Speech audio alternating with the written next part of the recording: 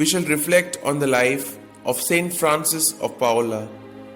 Born at Paola in Calabria, Italy, Robert Martolella was the son of outstandingly holy parents. They considered this child their first after years of childlessness, and due to the intercession of St Francis of Assisi, to whom they had appealed.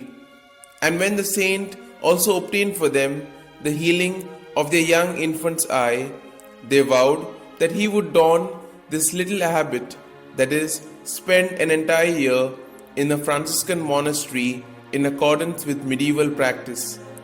This boy did when he was 13, proving himself a model to all by his extraordinary humility, abnegation, and love of prayer. He went on a pilgrimage with his parents to Rome, Assisi, and other shrines. Upon his return, he took the name Francis and began the austere life of a solitary in a lonely cave on the sea coast, where he spent the next 6 years.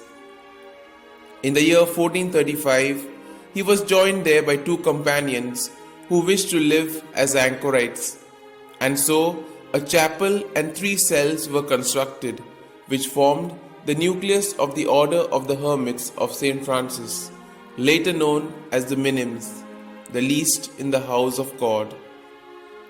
The number of his religious rose at such a rate that in 1454 a large monastery and church had to be built to accommodate them.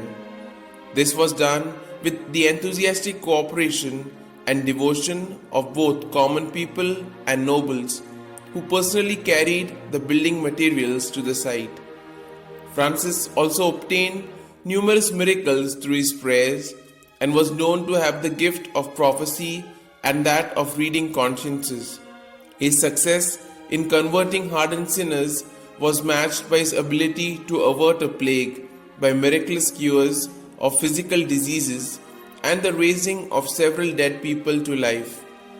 The Minims lived under a rule of great severity. It remained unwritten for the first 57 years of the order's existence, its keynote being charity, humility, and utter poverty. Abstinence was for them perpetual and total, covering as it did not only meat but all animal products such as milk, butter, and eggs as well. As the order grew with the foundation of other monasteries in southern Italy and Sicily, Francis also founded the second order for nuns and a third order for those who would continue to live in the world. Shortly after his death, his converts numbered over 400. The order's 5 provinces covering Italy, France, Germany, and Spain.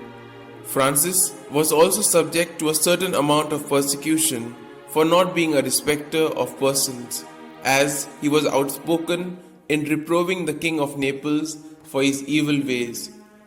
Then, knowing his end was near, he spent the last 3 months of his life in complete solitude.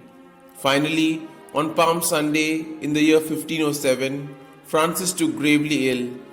On Holy Thursday, he gathered his friars around him and encouraged them lovingly in their way of life, and died on Good Friday, aged 91. He was canonized by Pope Leo X on the 1st of May 1519, and on account of his numerous sea-related miracles was declared patron of seafarers by Pope Pius XII on the 27th of March 1943. His body was found to be still incorrupt when the Huguenots dragged it from the tomb in 1562 and in their ignorant malice burnt it.